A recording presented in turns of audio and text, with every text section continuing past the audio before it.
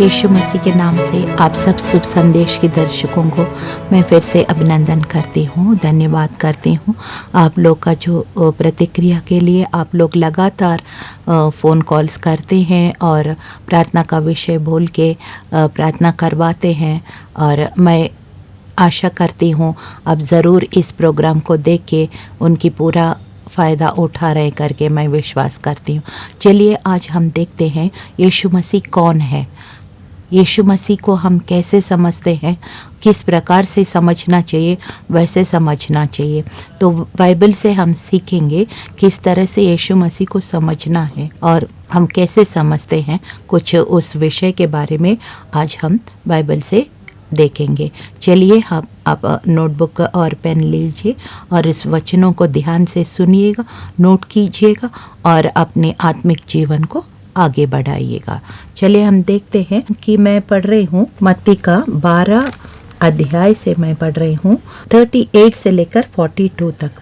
यहाँ पे हम देखते हैं किस तरह से यीशु मसीह ने कहा है, देखो यहाँ वो है जो सुलेमान से भी बड़ा है। सुलेमान कौन था? बहुत बड़ा राजा था।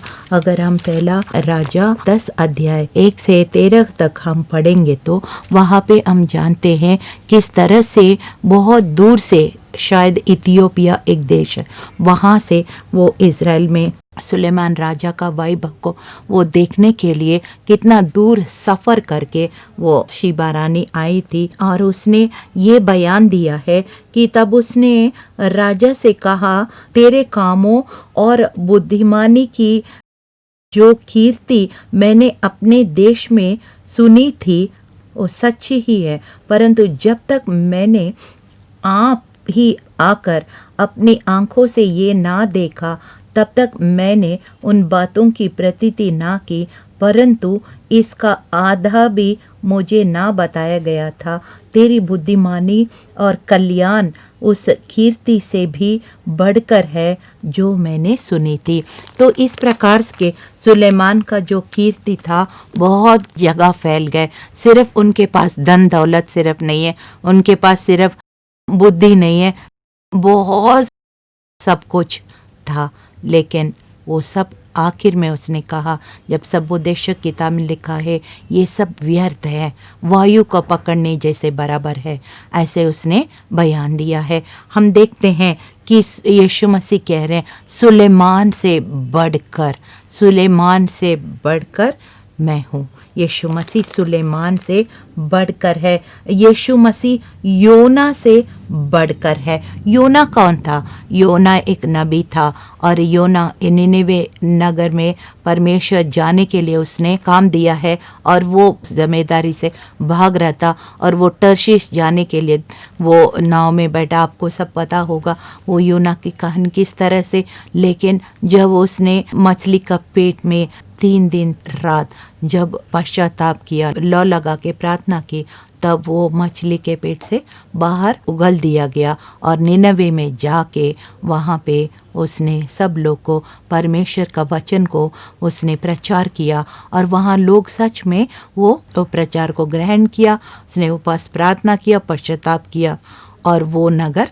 तो यीशु मसीह कहता है क्यों चिन्ह मांगते हो, ऐसे से चिन्ह क्यों मांगते हो? योना से बढ़कर कोई चिन्ह नहीं है। यानी कि मतलब उद्धार सबसे बड़ा चिन्ह है। कई लोग सोचते हैं कि वो अपना परेशानी लेके आ जाते हैं यीशु मसीह के पास और जैसे वो परेशानी हट गया वो परमेश्वर को भूल जाते हैं, यीशु मसीह को भूल जाते हैं, अपना मतलब के लिए आते हैं और अपने मतलब निकलने के बाद वो वापस चले जाते हैं। लेकिन वो बुद्धिमानता नहीं है, वो बुद्धिमानता नहीं है। वो बुद्धिमान लोग वो है, वचन में लिखा है, मत्ती 7 में लिखा है, वो बुद्धिमान वो है जो अपना घर को पत्थर पर बनाता है, पत्थर पर बनाता है, रेत में नहीं बनाता है, पत्थर पर बनाता है। और वो आंधी आए, तूफान हो, कुछ भी आए, वो पत्थर के बना हुआ घर कभी नहीं गिरेगा। जो वचन को सुनता है और वो चलता है वैसे ही बुद्धिमान है। यानी कि मतलब क्या है कि सिर्फ हम अद्भुत काम के पीछे नहीं चलना है, अद्भुत काम तो होगा ही होगा, लेकिन सबसे बड़ी अद्भुत काम ये है उद्धार का काम।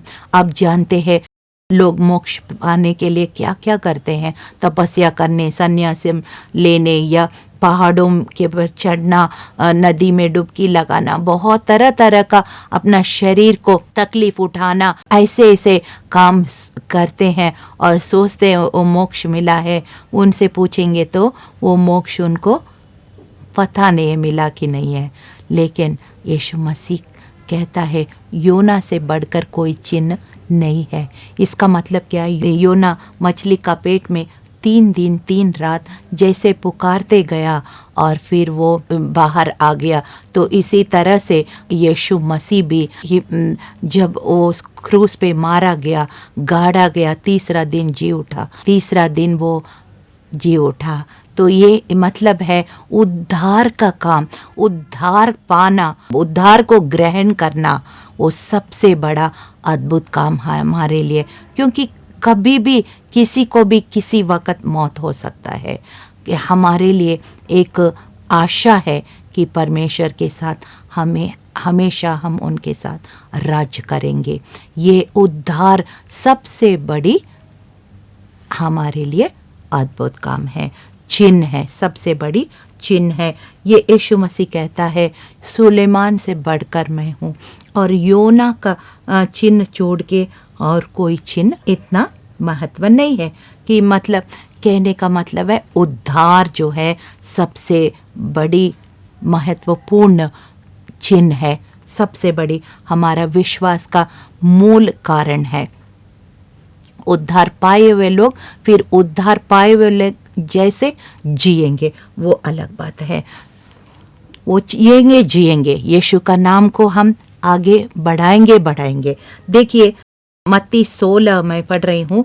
एक बार यीशु मसीह अपने चेलों से कुछ बातचीत कर रहे हैं और वो क्या कह रहे हैं हम पढ़ते हैं। मत्ती 16 और 13 में लिखा है, यीशु कैसरिया फिलिप के प्रदेश में आया और अपने चेलों से पूछने लगा, लोग मनुष्य के पुत्र को क्या कहते हैं?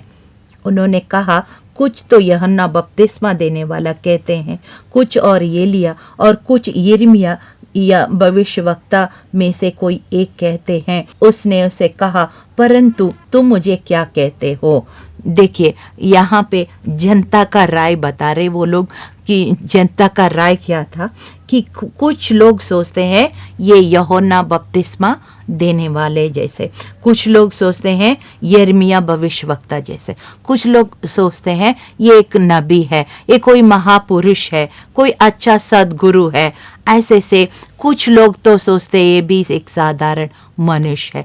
ऐसे अलग अलग लोग अलग अलग तरीके से सोच रहे हैं। यही शिष्य लोग ने यीशु मसीह से उत्तर दिया। लेकिन यीशु मसीह कहता है ठीक है, वो लोग से मुझे दूर से दिख रहे हैं, कभी कभी देख रहे हैं, कहीं एक जगह देख लिया, लेकिन आप लोग 12 लोग तो यीशु मसीह का जो चेले हैं 12 लोग तो 3.5 साल से तो मेरे साथ उठना बैठना चलना फिरना और अद्भुत काम करते समय भी मेरे साथ रहना, हर चीज़ आप लोग मुझे बहुत करीब से देख रहे हैं, तो आप मुझे क्या कहते हैं? ऐसे करके यीशु मसीह ने अपने 12 चेलों से कहा और 12 चेलों ने भी सही जवाब सही उत्तर कोई दे नहीं पा रहे थे। वो सोच में लगे और लेकिन शमौन पतरस ने उत्तर दिया कि उसने क्या उत्तर दिया? तू जीवते परमेश्वर का पुत्र मसीहा है। यीशु ने उनको उत्तर दिया, हे शमौन योना के पुत्र, तू धन्य है क्योंकि मांस और लहू ने नहीं परंतु मेरे पिता ने जो स्वर्ग में है ये बात तुझ पर प्रकट की है। देखिए वचन में लिखा है, कुरिन्थियों में लिखा है, जब तक पवित्र आत्मा अंदर से परिवर्तन नहीं करेंगे तो यीशु को मसीह कहना संभव नहीं है। इसलिए कि यहाँ पे किसने शिमोन पतरस को अगुवाई दिया है? वो पवित्र आत्मा ने उनको अगुवाई दिया। तभी यीशु मसीह कह रहे हैं कि मांस और लहू ने तुम्हें अगुवाई नहीं दिया, यानी कि मांस और लहू यीशु को प्रभु और मसीहा नहीं पहचान सकता है। केवल पवित्र आत्मा से जो परिवर्तन हुए लोग हैं तभी यीशु मसीह को प्रभु करके पुकार सकते, प्रभु करके, पिता करके वो ग्रहण कर सकता है कि। और उसके बाद यीशु मसीह कहता है, परंतु मेरा पिता, मांस और लहू ने नहीं प्रकट किया, परंतु मेरे पिता जो स्वर्ग में है ये बात तुझ पर प्रकट किया है। और मैं भी तुझे कहता हूँ कि और तुम इस पत्थर पर अपनी कलीसिया बनाऊंगा और अधलोक का फाटक उस पर प्रबल नहीं होंगे। इसका मतलब क्या? कई लोग सोचते हैं कलीसिया मतलब पतरस के ऊपर कलीसिया बना हुआ है, ऐसे नहीं है। पतरस का जो रेवलेशन, पतरस को जो प्रकाशन मिला है, ये पतरस को क्या प्रकाशन मिला है? पतरस को ये प्रकाशन मिला है यीशु ही परमेश्वर का पुत्र है। और जिसके पास ये रेवलेशन है, यीशु मसीह परमेश्वर का पुत्र है, वो मनुष्य बन के इस पृथ्वी पर आया है और हमारे अद्भुत काम किया है। अंधों को आंख दिया, लंगड़ों को चलने दिया, गूंगों को बोल दिया, बहरों को शब्द सुनाया। और इसी प्रकार से अद्भुत काम करते करते फिर 33.5 साल इस पृथ्वी में रहा और हमारे पापों के लिए मारा गया, गाड़ा गया, तीसरा दिन जी उठा। ये जो प्रकाश जिसके पास होता है वही कलीसिया है और इसी वही कलीसिया है। और मत्ती 18 में इस बात का जिक्र है। मत्ती 18 में लिखा है, देखिए मैं आपको पढ़ के सुनाती हूँ। मैं तुमसे सच सच कहता हूँ, जो कुछ पृथ्वी पर बांधोगे वो स्वर्ग में बांधेगा और जो कुछ तुम पृथ्वी पर खोलोगे वो स्वर्ग में खुलेगा। फिर मैं तुमसे कहता हूँ, यदि तुम में से 2 जन पृथ्वी पर किसी बात के लिए एक मन होकर उसे मांगे तो वो मेरे पिता के ओर से जो स्वर्ग में है उनके लिए हो जाएगी। क्योंकि जहाँ 2 या 3 मेरे नाम पर इकट्ठा होते हैं वहाँ मैं उनके बीच में होता हूँ। यही कलीसिया है जो यीशु मसीह जो जिक्र कर रहे हैं। यहाँ क्या जिक्र कर रहे हैं? हे पतरस, मांस और लहू ने तुम्हें नहीं बताया, वरन जो मेरा पिता है जो स्वर्ग में है ये तुम्हें प्रकटीकरण किया है। और वो क्या प्रकटीकरण किया है? कि इस पत्थर पर मैं अपनी कलीसिया बनाऊंगा और अधलोक का फाटक प्रबल होने नहीं दूंगा।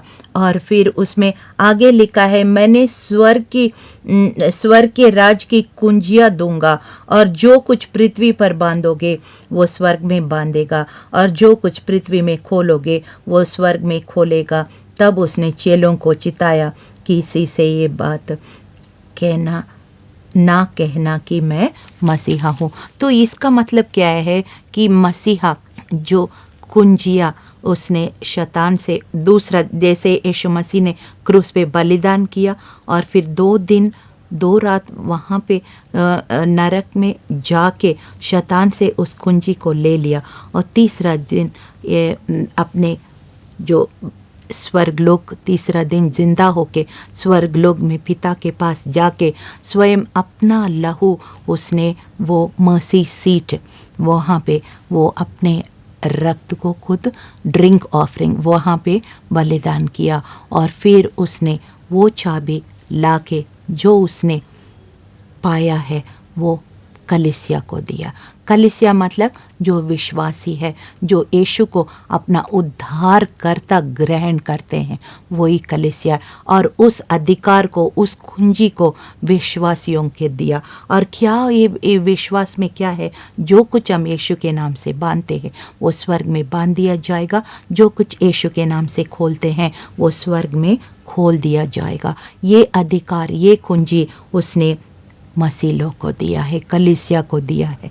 और उसने कहा कलीसिया क्या है? कोई बिल्डिंग, इमारत सिर्फ नहीं है। हाँ, बिल्डिंग हो सकता है, इमारत हो सकता है कि लोग बैठने के लिए वो फैसिलिटीज ज़रूरी होता है, वो होना ना होना इतना महत्व नहीं रखता है, लेकिन ये महत्व रखता है जो मसीह के अपने जीवन में उद्धार करता माना हुआ लोग इकट्ठा होते हैं। वो लिखा है पहले कलीसिया में कौन सा इमारत था उनके पास? कोई इमारत नहीं था।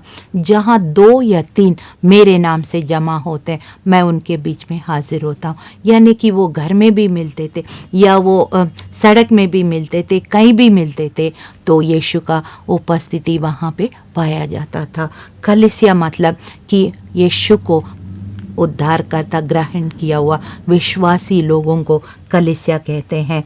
और वो मिल के एक मन एक आत्मा होके जब प्रार्थना करते हैं, परमेश्वर उत्तर देता है और काम करता है। और भी मैं थोड़ा सा यीशु मसीह के बारे में मैं बताना चाहती हूँ। यीशु मसीह है कौन है? मत्ती 1 और 21 में लिखा है, जब ये मरियम, हम लोग खास करके जो क्रिसमस के टाइम बड़ा दिन के समय ये वचन ज़रूर पढ़ते होंगे, लेकिन मैं आज आपको ये सिखाना चाहती हूँ। 21 में, वो पुत्र जनेगी और तुम उनका नाम यीशु रखना, क्योंकि वो अपने लोगों का उनके पापों से उद्धार करेगा। यीशु का मतलब पापों से उद्धार करने वाला है। यीशु क्रिस्ट मतलब जीसस क्राइस्ट। यीशु मतलब पापों से उद्धार करने वाला। और क्रिस्ट का मतलब, क्राइस्ट मतलब परमेश्वर से अभिषेक किया हुआ, पाप से उद्धार करने वाला और परमेश्वर से अभिषेक किया हुआ।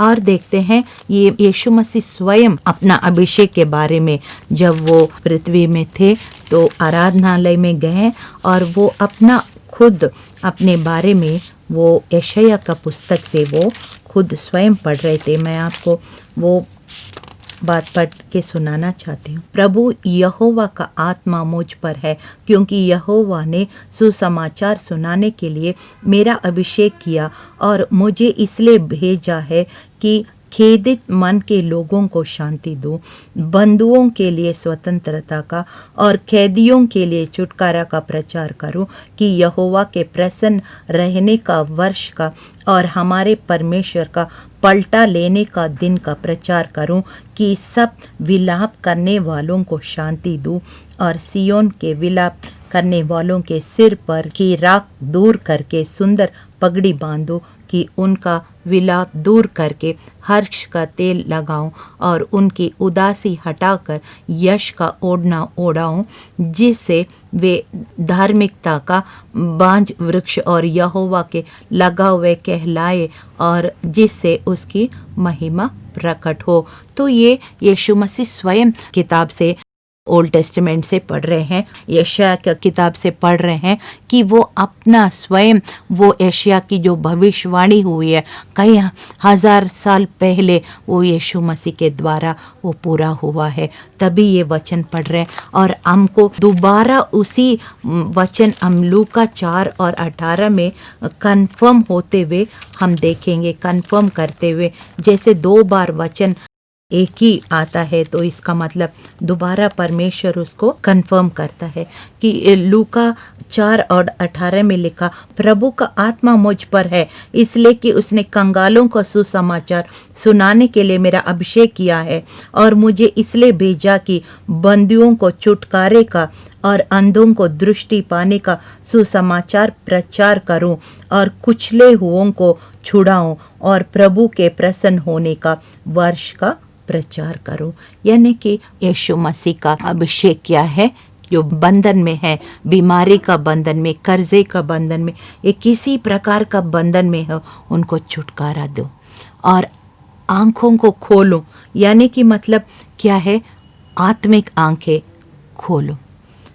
और फिर क्या, जो आने वाला पलटा लेने वाला, यानी कि यीशु मसीह दोबारा आएंगे, उस बात का जिक्र करना चाहिए। परमेश्वर का भय मानो, मन फिराओ और अपना पापों का अंगीकार करो, यीशु मसीह को ग्रहण करो, क्योंकि परमेश्वर दोबारा, यीशु मसीह दोबारा आने वाला है और समय जल्दी जल्दी खत्म हो रहे हैं, बहुत कम समय रह गया, इसलिए अपने आप को तैयार करो।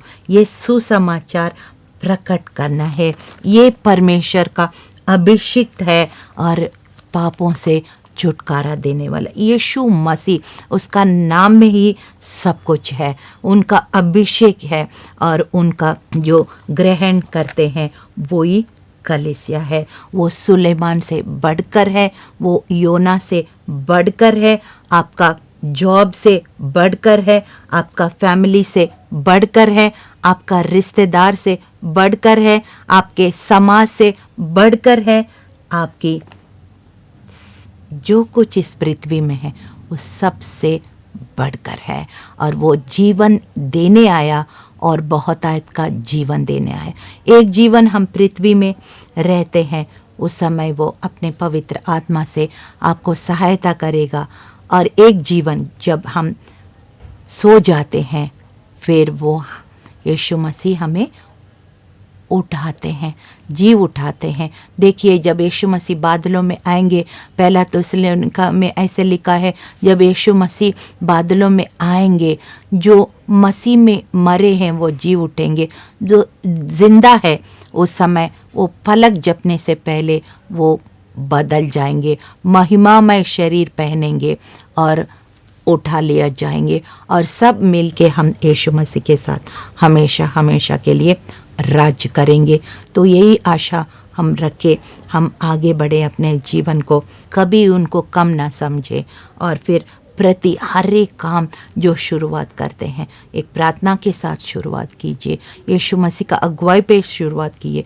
देखिए वो काम, जो बिगड़ा हुआ काम भी कैसे बनते हुए आप देखेंगे, आशीष पाइएगा। सचमुच में सुलेमान से बढ़कर, योना से बढ़कर, आपका जॉब से बढ़कर, आपका फैमिली से बढ़कर, आपकी समाज से बढ़कर, आपके रिश्तेदारों से बढ़कर, आपकी जो टाइटल्स है, ये फलाना मैं राजपूत हूँ, मैं ठाकुर हूँ, मैं ये हूँ, मैं हूँ, आपका जो कुछ जिसके ऊपर घमंड करते हैं, या आपकी खूबसूरती पर घमंड है, या आपकी बैंक बैलेंस के घमंड है, कुछ भी, या आपकी एजुकेशनल क्वालिफिकेशंस के ऊपर घमंड है, या अपना इन्फ्लुएंस के ऊपर घमंड है, मैं इतने लोग को प्रभावित करता हूँ, जो भी आप घमंड करते हैं उससे बढ़कर यीशु मसीह है, और वो खुद स्वयं आप उस यीशु मसीह को अनुभव कीजिए, वो कौन है समझ लीजिए, और सामर्थ पाइए, और नए नियम का कलीसिया बनाइए, और समाज पर, रिश्तेदारों पर, अपने जॉब के जगह में जहाँ भी है वो यीशु मसीह का प्रभाव को दिखाइए, गवाही को बना के रखिए, और ज़रूर आप यीशु मसीह का महिमा का कारण बनेंगे। चलिए हम प्रार्थना करते हैं।